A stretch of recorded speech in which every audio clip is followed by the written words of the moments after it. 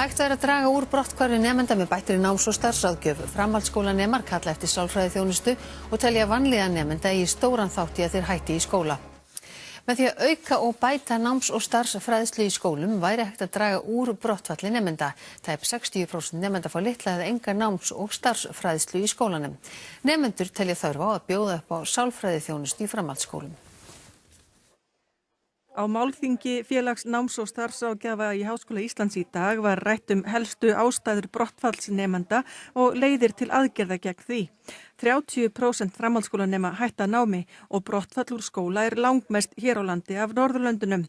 Skortur á markvissri náms- og starfsfræðslu geti átt þátt í brotthvarfi nemenda hér en tæp 60% nemenda fá litla eða enga náms- og starfsfræðslu í skólanum.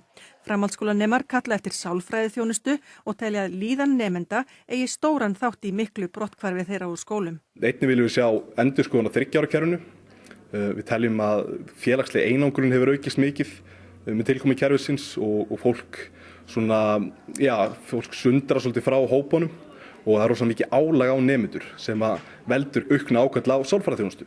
Á fundinum var kallað eftir formlegu samstarfi skóla og atvinnulífs. Þar megi læra af nágrannaþjóðum. Í Noregi náms- og starfsfræðsla skyldu námsgrein á unglingastigi sem fer aðallega fram í vettvangsnámi. Það sem við sjáum að hefur gefist best, það eru nemendur sem fá að reyna sig út í atvinnulífinu á markvissan hátt, ekki bara með því að fara í heimsókn og prófa eitthvað spennandi, heldur að tengja þetta við nám og hæfniviðmið í námskránni.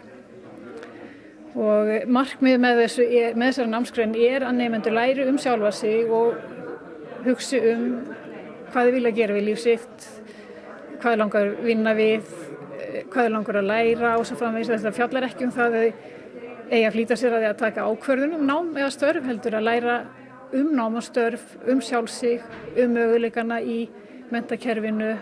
Fundargestir virtust sammála að nú þyrfti að láta verkin tala. Bara byrja og reyna að fá sem flesta í samstarf. Það eins og fólk kunni mikið að tala og ræða hlutina en það vantar eitthvað að fara í framkvæmdir.